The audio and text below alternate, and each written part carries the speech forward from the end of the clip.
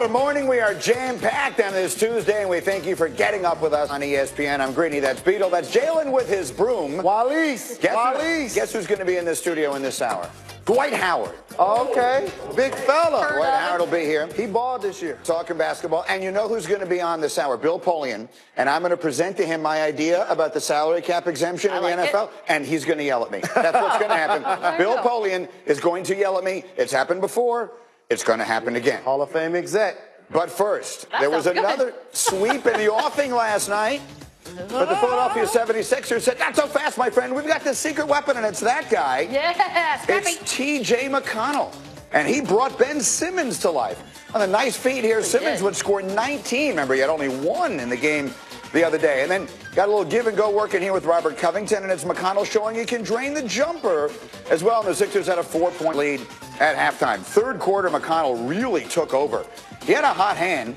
He would shoot 9 for 12 in the game. How hot was the hand? Well, he's just taken aback by it, it seems.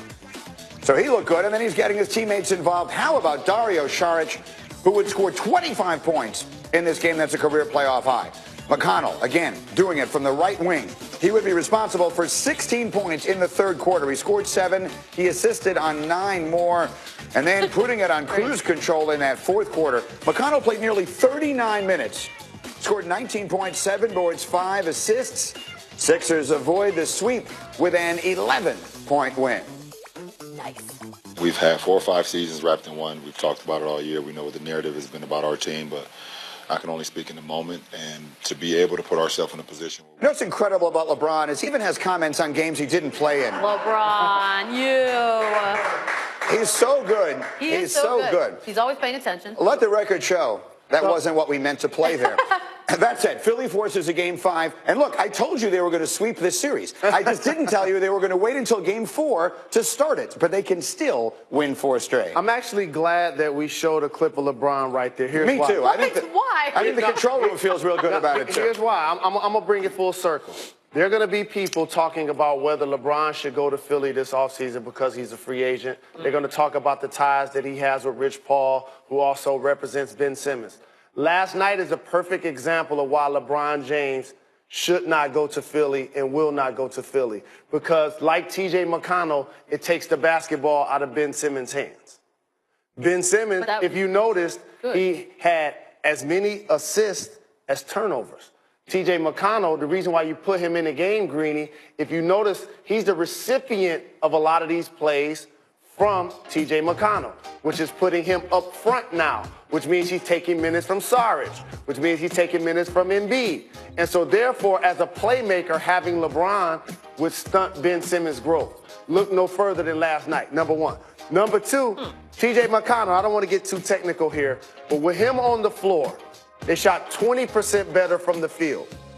And they shot 15% closer on their attempts. So what does that mean? He's getting below the arc, and he's finding ways to drive and kick, drop off, kick it out to shooters. And now that it's taken pressure off Ben Simmons as a playmaker, and it masks the fact that he's not a perimeter shooter just yet. So why would LeBron not want to go to Philadelphia? Because it takes the ball out of Ben Simmons' hands. But this worked. This Ben Simmons. Right, If you want Ben Simmons to be your playmaker, you want him to be flirting with triple-doubles. Okay, but let me ask you this. Do you want your team to win? If you want Ben Simmons to be flirting with triple-doubles, he has to have the ball in his hand. Okay, but do I want him flirting with triple-doubles, or do I want my team to win? You want him to flourish. The only way, I'm going to tell you what's going to happen. Okay. If LeBron James is standing at the top of the key with the ball, Ben Simmons is spotting up in the corner. That's not playing to his strength. For those that haven't been paying attention, in theory, Ben Simmons and LeBron James play the same position. So here's where this is what I understand. Number one, the kid has a lot to work on as far as the deficiencies in his game, and that has been exposed in this series. That's fine. I don't care.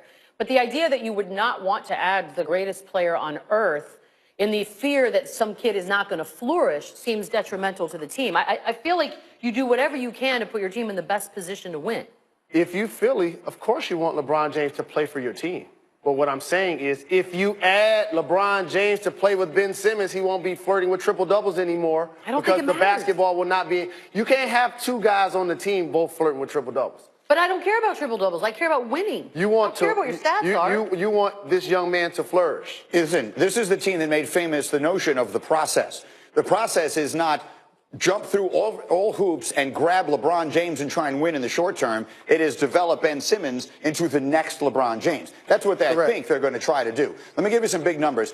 One of them is about T.J. McConnell. Yeah. He leads all players in this series on either team with a plus 38, plus minus. He's done that in just 76 minutes. By the way, he posted a negative plus minus in their previous series against Miami. He also scored a game-high 14 points in the paint yesterday.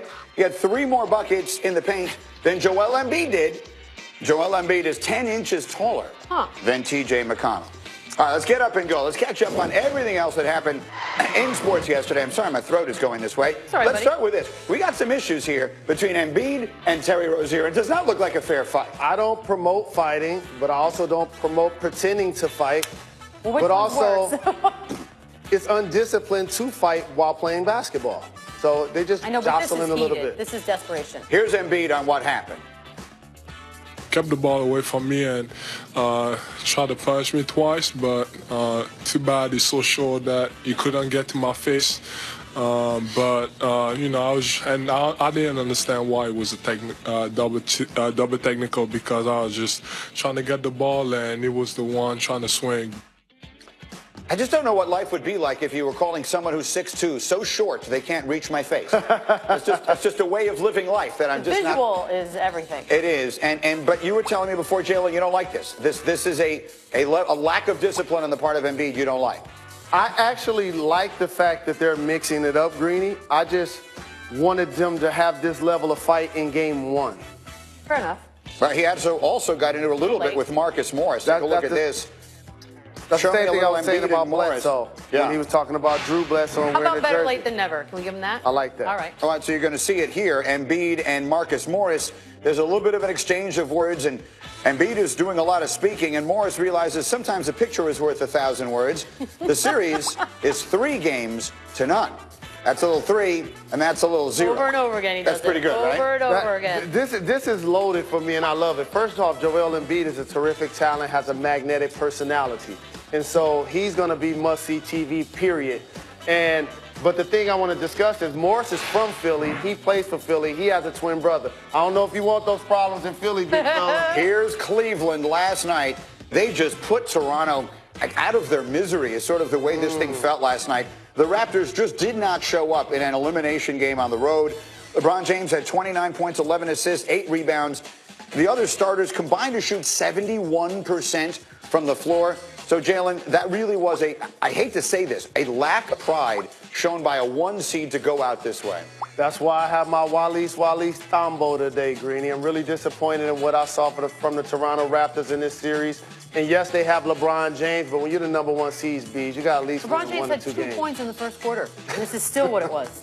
This is just, it's embarrassing for the Raptors. Don't look now, but all of his teammates are starting to play. And then, well, if the Raptors didn't have a lot of fight on the court, they at least had that. And I mean that facetiously. That's DeMar DeRozan getting thrown out of the game last night. Well, that was called a flagrant 2. I think the general consensus here is that we think it should have just been a flagrant 1 and that yeah, it should not have been ejected. Do you agree with that? No, he probably did. But that being said, it didn't matter. I mean, I think sadly that's the case. This wasn't close. It's not like this would have made the difference. It just didn't matter. This is the officials refereeing the situation. It's a blowout game. We know his level of frustration. We don't want this to get ugly. It's a hard foul. We're going to send him to the showers because it seems like their team doesn't want to be here anyway. How about a little history made in baseball last night? The New York Mets came into last night's game on a 6-game losing streak, but they had the luck of the Irish on their side. That's P.J. Conlon. He is the first Irish-born player to make his major league debut since 1945. He did not have a great night, but the Mets did. Their offense finally came alive. They beat the Reds 8-7. They snapped a 6-game losing streak. Oh, that's P.J. Conlon over there. Oh, that's well done. Oh, thank you. Okay. A lot of empty seats. Go, Okay. Jalen, let it go. How about this? How about getting off the schneid with that goal? The Washington Capitals did it. They finally climbed Mount Penguin. They finally beat Pittsburgh, a 2-1 overtime win last night, sending not only their franchise, which has been historically frustrated, but the entire city of Washington, D.C. is now into their first championship round in any major sport in the last 20 years. I got a question for both of you guys. Alex Ovechkin clearly is one of the greatest hockey players of all time. Do you guys hold it against him that he hasn't been to the finals or won a Definitely championship? on the list. Yeah, well, It's now he an gets his asterisk, yeah. chance. And it was not for a lack of trying for the Penguins fans. They got Ben there at the game last night, and they have Alejandro Villanueva, Steelers offensive lineman, who this seems to be the thing to do now. Take off your shirt and douse yourself in beer. Do you think Mason Rudolph was invited? And he just couldn't go, maybe? It's a really good question. Yeah, he couldn't make it. That's fine. I'm sure he was. I'm sure there was a text. And I'll say that if he was there, he would not be shirtless and Ben is a dousing vet. himself He got in his beer. beverage somewhere else. See, when you're a quarterback, you got to be buttoned up. You know, his beverage is somewhere You're else. telling me over there Ben on the counter. Roethlisberger's image is something he's always worried about? Speaking of image, Really? meanwhile on planet Earth, last night was the annual Met Gala in New York City. And you got sort of a who's who of actors and musicians and athletes on It hand. is the party. And here we go. Okay, so Oh, that's all what right. Tom Brady wore. And I'm just confused. I don't know what that is going for. Well, it's not Catholic in fashion, I can tell you that. And that's what it's supposed to be. Well, that's what he went with, and That's that's what Cam certainly Newton not. went with. So That's something Cam will wear to the football game. Yeah, that's not, there's no Catholicism fashion in that. He's got a paint splatter on his hat. do we want to go with a little who wear it better? Who You wore gotta it get better Cam last a night? date. Yeah, the lady in black. Where's behind him. wifey, Cam? Yeah, there were some really, really good ones, and those, they just didn't follow the rules. I don't get it. What's the point of going? What's the point of life? Shouldn't be allowed back. That was one. And they very- always follow the are. thing. They always are invited back. That was a very strange choice, I thought, that Tom made last night. All right, coming up, the Washington Capitals finally break through. They finally dispatch the Penguins. We will hear from Alexander Ovechkin on the game winner and the celebration right after this. Thanks for getting up with ESPN.